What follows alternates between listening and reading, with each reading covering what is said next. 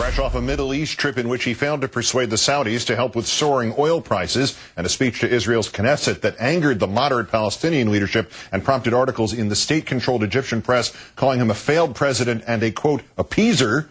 Our third story in the countdown, President Bush sat down to discuss his own version of what's going on in that part of the world with our own Richard Engel.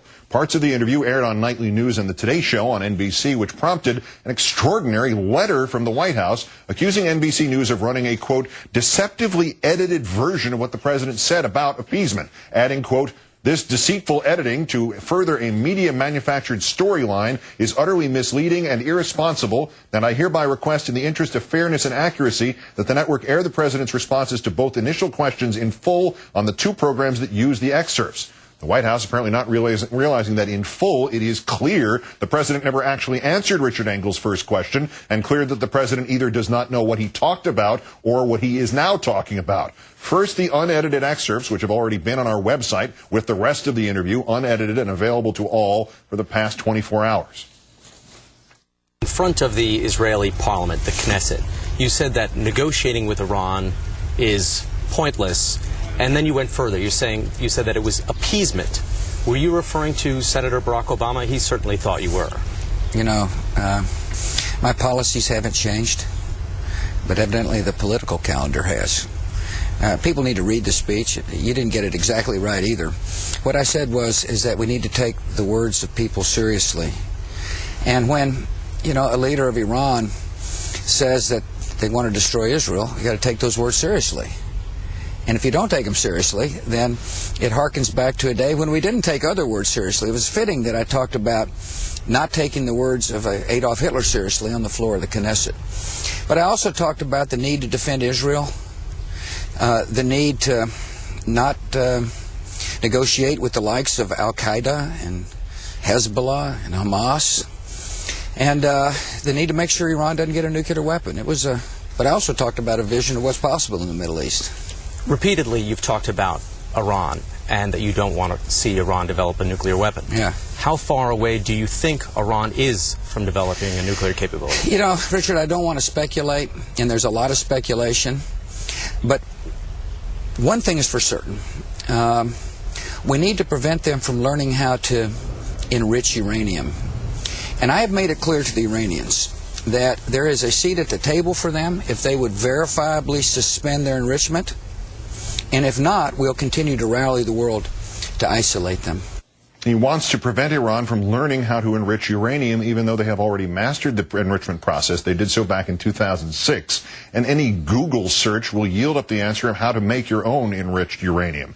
As to his promise that, quote, my policies haven't changed, but evidently the political calendar has, and its implicit denial that his appeasement comment to the Knesset was directed at Senator Obama, the president has yet to explain why, if he was not referring to Senator Obama, his White House aides were busy telling the media that his Knesset speech would raise eyebrows and make news, as there was certainly nothing else in it that was out of the ordinary. And when you read the speech, as the president exhorted people to do, you find that he did say exactly what Richard Engel said he said about appeasement.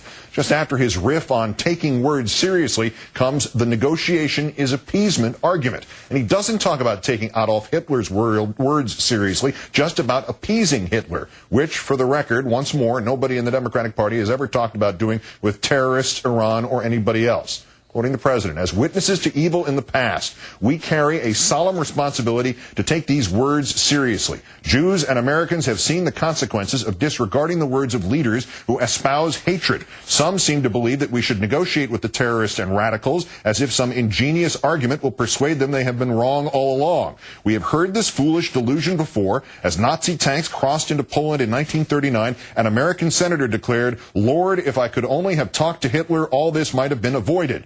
We have an obligation to call this what it is, the false comfort of appeasement, which has been repeatedly discredited by history. History, something President Bush likes to cherry pick. The U.S. Senator was William Borah, for nearly 33 years a Republican senator from Idaho, leader of would-be American appeasers of Hitler, all of whom were also in Mr. Bush's party.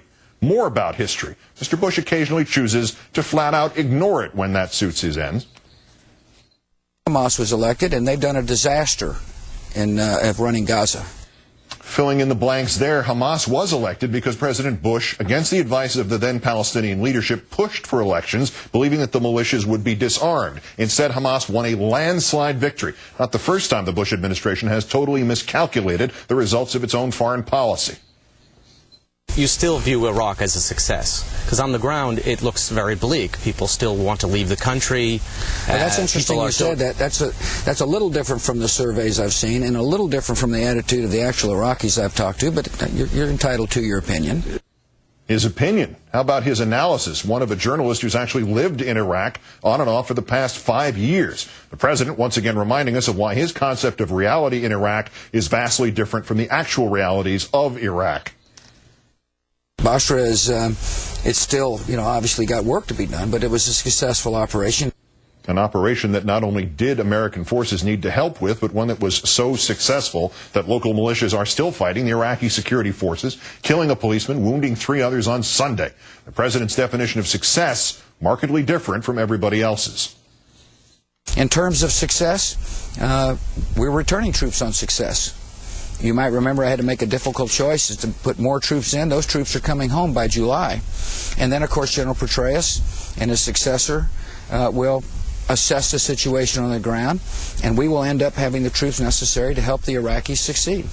So it doesn't sound like there's an end anytime soon. It just sounds like we need to support them as much as we can and keep them there as long as we can. I think the end, Richard, is, I told you, return on success. The more successful Iraq is, the fewer troops we'll need. And there's no question Iraq is becoming successful. So successful, there's no word on when the rest of the troops are coming home. As to the domino effect of the Iraq invasion, the president's still in denial about that, too. A lot of Iran's empowerment is a result of the war in Iraq. How do you feel that Iran is, its position in the world is rising because of your actions in Iraq? I'm not so sure I agree with that. That's a premise I don't necessarily agree with. As a matter of fact, I think Iran is troubled by the fact that a young democracy is growing in Iraq. Sure, Iran is troubled by a young democracy led by a Shiite government with close ties to Iran. Couldn't have anything to do with Richard Engel's next question instead, could it?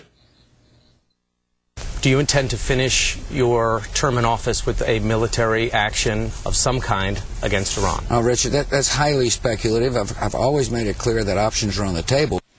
Which is exactly what he said about Iraq. Guess that explains the speculation about his intentions towards Iran.